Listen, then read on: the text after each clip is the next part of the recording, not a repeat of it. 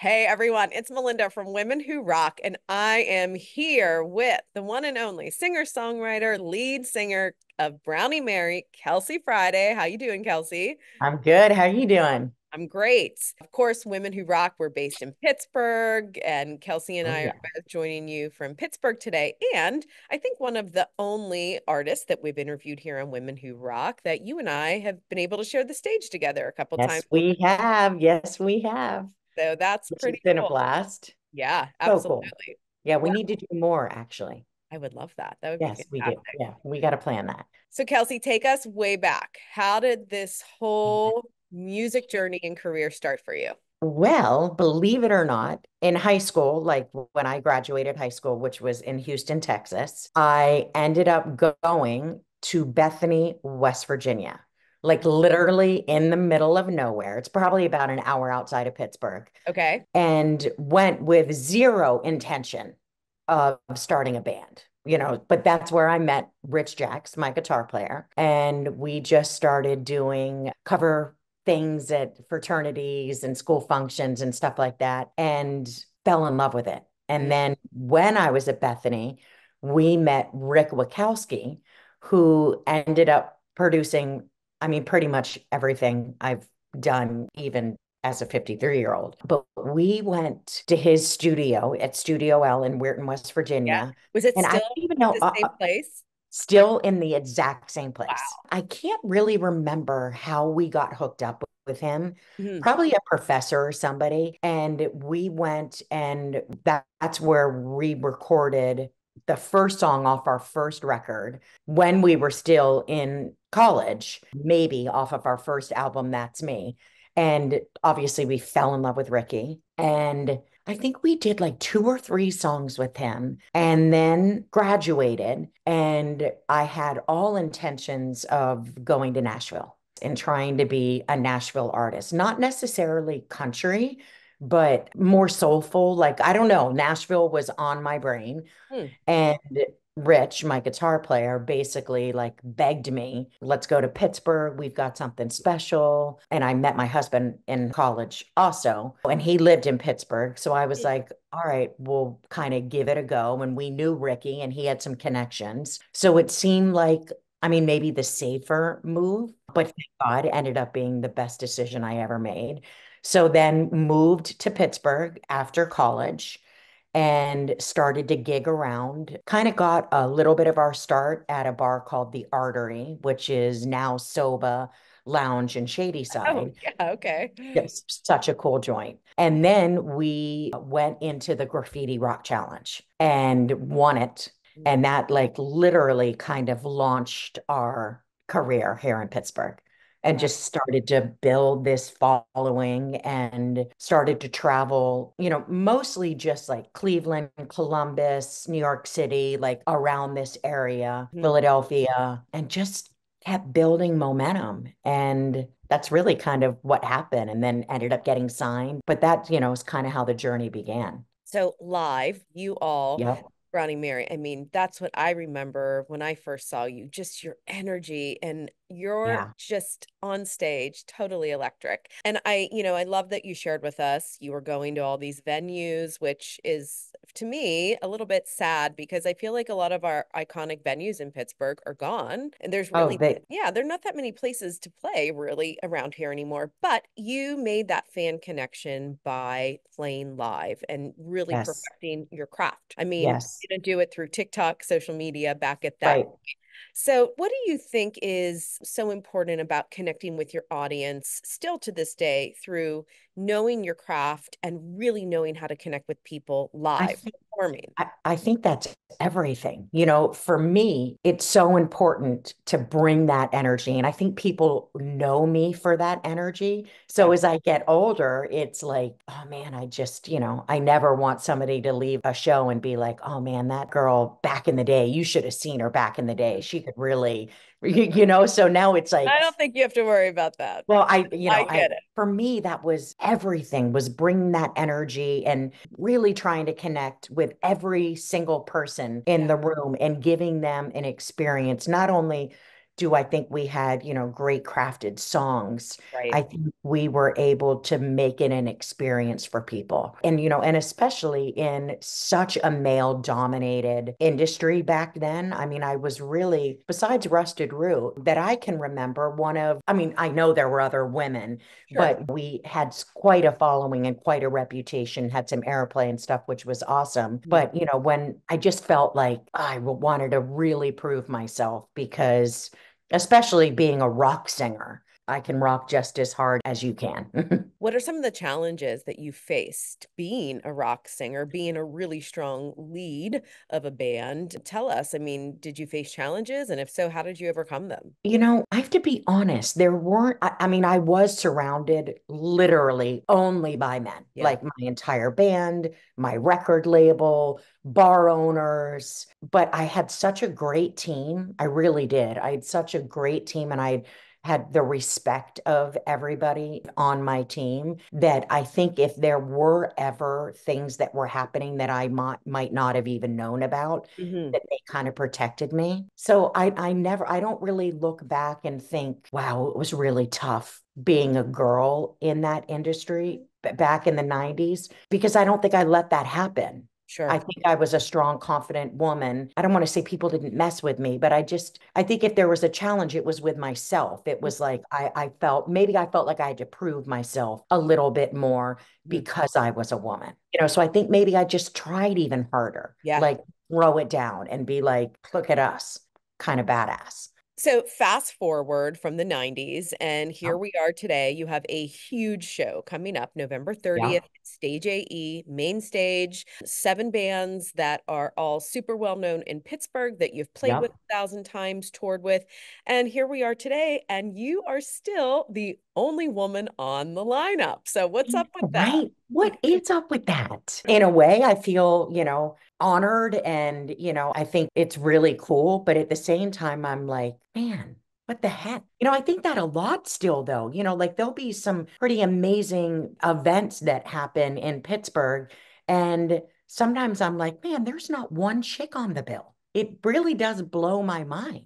And Kelsey, really, that was one of when I moved back from LA to Pittsburgh and I Mhm. started to do a lot of the same events that you and I perform at together. Yeah. I noticed that and that really fueled me starting Women Who Rock because I thought the same Yeah. thing. We have so much incredible talent, and Yes. why are, sometimes I'm thrown in as a backup singer or Totally. you and I are the only two women at these events. That's why through Women Who Rock, I'm really trying to bring so many local artists and up and coming artists here in Yeah. Pittsburgh. Right. And then I think it's important to have your advocates out there, like people like Rick Wachowski, that Yes, might be involved in something and be like, wait, guys, there's not one woman here. And he knows you and I very well. And sure. so he'll advocate for us. That's so crazy I know it is. and wrong. Yeah. Well, it's Yeah, definitely a show. It's Stage AE. I know you've done it before and it's been super successful. It always sells out. So yes. where can everybody, get tickets, or there's still tickets left at this point? I do not think it's sold out. It's going to. Like, I think we've sold out like 70% of it already. It always sells out. It's jam-packed. It's so much fun. It's all over social media. It's on my page, the Clarks. Everyone's just pushing it really hard, but it's just so much fun. I can't wait. And I'm Amazing. proud. I'm proud to be the only woman, but at the Yeah. same time, it makes me a little sad. Well, speaking of women, I'm really curious to know who are some of your top women who rock who have influenced you throughout your career? Oh, I mean, like you have to go straight to Stevie Nicks, Bonnie Raitt. I mean, like I was just the second I heard Bonnie Raitt's voice, I was like, oh my God.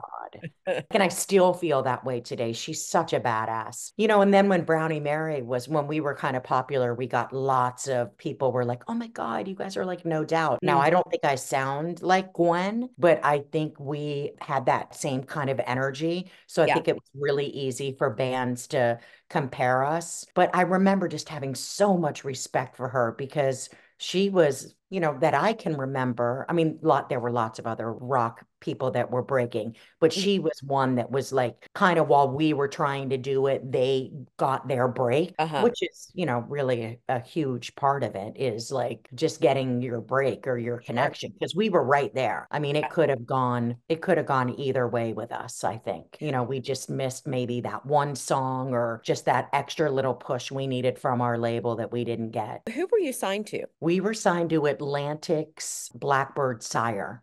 Okay. So we were literally on the same label as Matchbox 20. Mm, And both of our albums literally came out the same week. wow. And they got the push and we didn't. Because I really think That's that's what it comes down happen. to. Absolutely.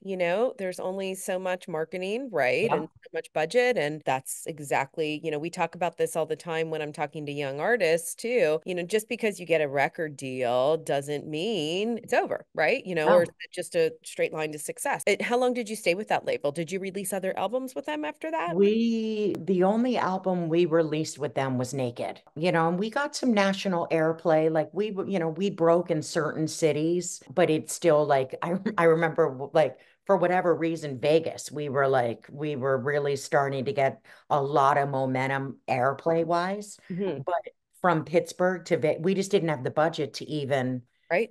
be able to, we toured a little bit out west, but, it was a smaller label. And like I said, we just didn't get the backing that Matchbox 20 did. And we just kind of got lost in it. And then it was like, all right, let's get another album out soon before that even album really got worked. Then the label started to be like, we need the song. But at that time, there were these songs, they were like novelty songs. And Mhm. so then they were trying to have us write something that just wasn't even us Sure. at all. And so it just started butting heads and my guitar player was like, that isn't, I don't even know how to write that way, and putting us with different writers to try to get that kind of a song. And it just kind of didn't feel as authentic. And it's just things started to change. Yeah, and I think a lot of artists experience that. And I think that that is the best thing about social media and where the industry has changed and gone to is you really do have a little bit more control.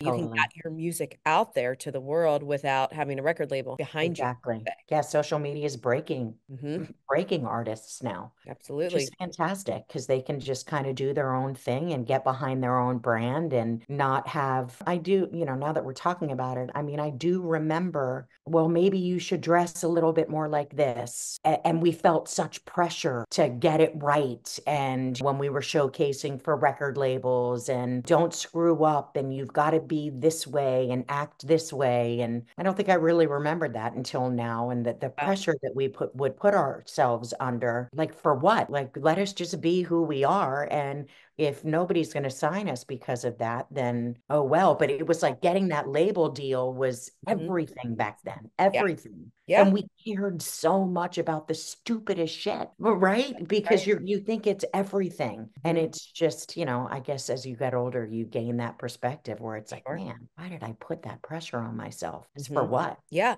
And I learned this great story about how your career developed. And the night that we were at the songwriters in the round with Joe Grishecki and Rick Yes, I love that Wachowski, night. that was Yeah. a fantastic night at the Yeah, Indiana I loved it. Theater. And you Great. shared the story. I didn't realize how you and Rick had written so much successful music for TV. So, how did that all develop in your career? So Brownie Mary disbanded. I started to do some solo stuff. I went out to LA. I was working a little bit out there, working with some different artists, and ended up coming back to Pittsburgh. I was married at that point too, and then had my first son, Cooper. And kind of after I had him, I was always singing to him and started to write these kid songs. And so I started working with Ricky on that. Nice. And then the next thing you know, we've got an album out and a DVD out with some music videos that Nick Jr. ended up picking up. And so we had two songs that were kind of in rotation on Nick Jr. And Wow. yeah, so our kid, it was really fun because it's seriously some of the best songwriting I think I've ever done, even to Yeah. this day. And I think it was really relatable I think kids loved it, but I think I had so many of my adult friends saying, oh my God, I don't want to vomit listening to this in the car, Yeah. driving them all around. And Ricky and I, we just have this thing where we can just write together like that. And that was such an incredibly natural thing for us. It just like these songs just kind of fell out of the sky. Isn't that And funny sometimes? oh, It's just it's like, crazy. yeah, there's definitely, something bigger out there when you sit down to write because Yes. sometimes it's like pulling teeth Oh and my nothing God. comes out. And then, like you said, sometimes it just kind of falls from the sky and it's a Yeah, perfect these song. gifts just, and you're like, holy shit, like where did that come Yeah, from? Right. exactly. And you write, like I write kind of all the time. Do you? Uh yes, like in my head. Like I'm not a very good guitar player. So very rarely do I sit down and start strumming and I'm like, oh, this is my melodies come to me anytime, anywhere. Like when I was changing Cooper's diapers, I can't tell you how many just choruses would come into my mind with Wow. a lyric. And then I'd be like, oh, that's kind of catchy. Yeah. And I would maybe try to put it to guitar. Most of the time it was awful. And so that's when I would just go to Ricky and Uh-huh. be like, all right, here's this melody. And then he would be able, and I was like, holy cow. And then a song would happen in like 10 minutes. Wow. Wow. Yeah. So for you, it starts with a melody all the time. Always Most starts part, with a always. melody. Okay. Always melody. It's just that's how my brain works. And I Hmm. usually don't, honestly, I don't, sometimes I don't know even what to do with it, right? So it's like I'll record it on my phone. And then if it's something that sticks with me, then I know I'm onto something good. If I forget it, I just move on. But it's Yep. always melody. Every now and then it'll be melody and lyric together, Okay. like a song like I'm So Happy, like that one of our kids' songs. It was that right away. I am so happy today. And then the rest kind of came. How about you? Do you start with a guitar or A lot of times it's the title for me. And okay? then, I have this idea for a title. And I Mhm. would say, usually if I do have a melody, it is usually while I'm playing guitar. So those Yeah, do kind of happen at the same time. But yeah, more often than not, I have a title idea and then that kind of just dictates where the morphs song's into going to something. go. That's cool, right? We all have our own style. We do.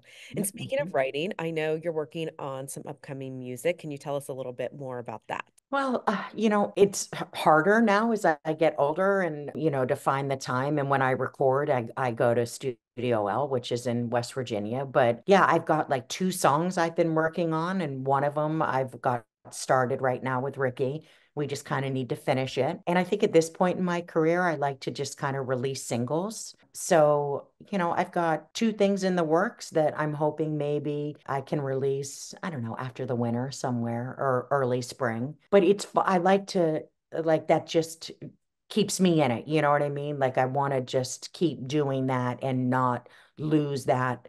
I love to perform, and that's, I think, what I'm probably my strongest talent is. And the songwriting is a huge part of what I do, but it's not everything. Awesome. Well, we can't wait to hear. Make sure you let us know so we can share it through Women Who Rocks platform. I will. I'm so bad at social media. I know I need to do a better job at that.